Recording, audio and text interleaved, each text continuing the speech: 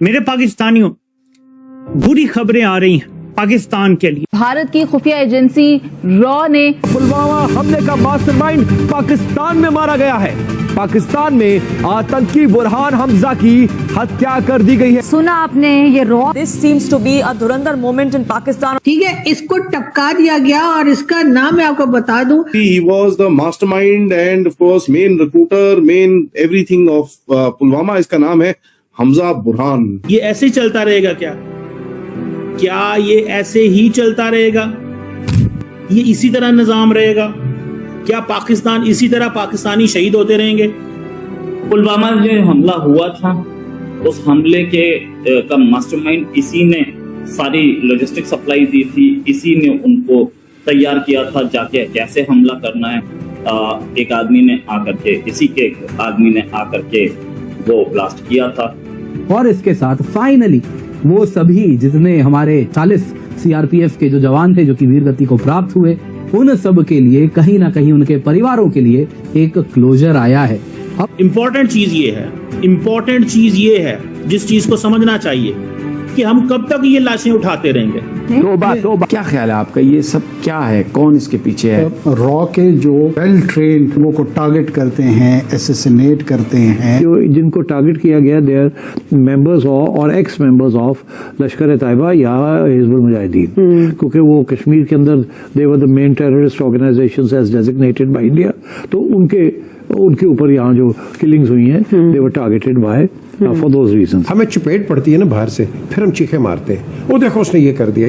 लेकिन बात सारी है कि ये आदमी जो था ये टेररिस्ट था। हम लाते हैं टॉक शोज और अनलिमिटेड एंटरटेनमेंट सिर्फ यूट्यूब पर। अगर आपने अभी तक हमारा चैनल सब्सक्राइब नहीं किया तो अभी सब्सक्राइब करें और बेल आइकॉन को क्लिक करके हमारी लेटेस्ट वीडियोस के बारे में अपडेट जानें। पुलवामा हमले का मास्टरमाइंड और आतंकवादी हमजा बुरहान पाकिस्तान के मुजफ्फराबाद में अज्ञात हमलावरों द्वारा मार दिया गया। बुरहान, जिसे भारतीय गृह मंत्रालय ने 2022 में आधिकारिक तौर पर आतंकवादी घोषित किया था, पुलवामा हमले के पीछे का मुख्य सूत्रधार माना जाता था। वो हमले से पहले हमलावरों के लगातार संपर्क में था। हमजा बुरहान मुजफ्फराबाद में अपने घर से एक रैली के लिए निकला था, तभी बाइक सवार अज्ञात हमलावरों ने उस पर कई राउंड गोलियां चलाईं।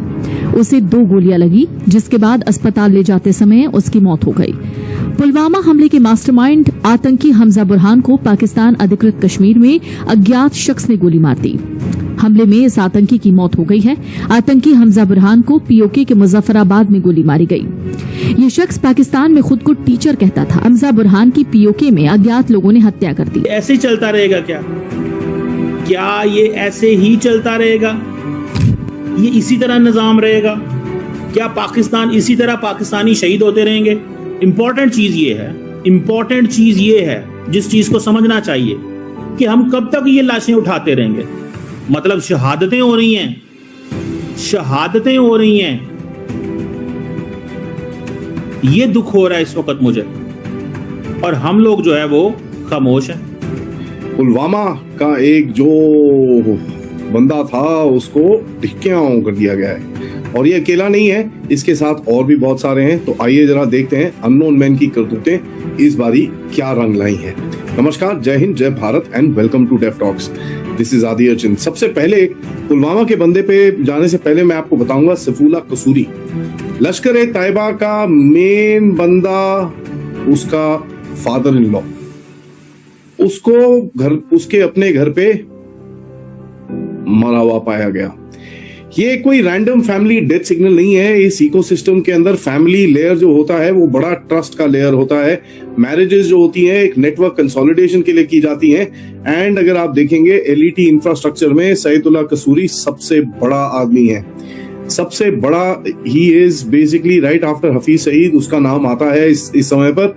और जितनी भी एंटी इंडिया एक्टिविटीज हैं वो कहीं ना कहीं पूरा इसके हाथ में आजकल आ रखी है। रिक्रूटमेंट से लेकर ऑपरेशन से लेकर सब कुछ एक इस बंदे के हाथ में है। तो आपको समझ में आना चाहिए, अगर एक फैमिली मेंबर की तरफ पहुंचा गया है तो एक साइकोलॉजिकल और एक प्रेशर क्रिएट करने की कोशिश जरूर की जा रही है। कोई क्लियर कॉज बताया नहीं गया, but he was just found dead in his house. And कहीं ना कहीं अंदर से एक्नॉलेजमेंट इनके आ रही है। इसका जो सबसे बड़ा एक चीज दिखता है कि एक इंटिमिडेशन, एक किसी ने मैसेज भेजा है किसी को, एंड कहीं ना कहीं इनके अंदर लश्कर तैयबा के अपने सर्कल्स के अंदर कुछ खड्डे हैं जिनको यूज किया जा रहा है। ये एक बहुत बड़ा सिग्नल है, जहां पर लश्कर तैयबा अपनी फैमिली मेंबर्स को तो बचा नहीं पा रहा, तो और किसको बचाएगा। देखिए, आपको ये चीज समझ में आनी चाहिए, लश्कर तैयबा के मुरीदके के कंपाउंड के अंदर कुछ समय पहले एक बंदे को ठोका था, एंड उसके बाद बार बार लश्कर तैयबा के बड़े कमांडर्स को भी ठोका जा रहा है, जैसे मैंने पिछले हफ्ते भी आपको बताया था।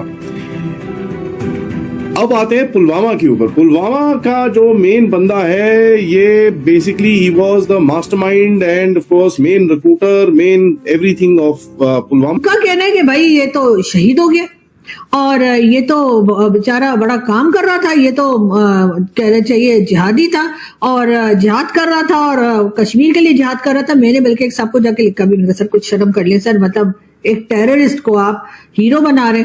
तो खैर उन्होंने जवाब तो मुझे देना जरूरी नहीं समझा, लेकिन मेरा ख्याल है कि हमारे यहाँ तो हमेशा से टेररिस्ट को हीरो बनाया जाता है। और जो ये कहते हैं ना कि जी टेररिस्ट है जी, उसका कोई मजहब नहीं है, हमारे यहाँ फौरन ये कह दिया जाता है। हमारे पॉलिटिशियन उठेंगे और अगर कहीं कुछ अटैक हो गया है, कोई बात हो गई है, तो कहेंगे जी टेररिस्ट का कोई मजहब नहीं होता। अगर टेररिस्ट का मजहब नहीं होता, फॉर एग्जाम्पल आप जाइए किसी जगह पर, वहां पे 3 आदमी खड़े हो, उनमें से एक बोलेगा ओम, आप आराम से खड़े रहेंगे, मैं भी नहीं उधर आराम सुकून से खड़ी रहूंगी, कोई शॉपिंग कर रही हूँ करती रहूंगी।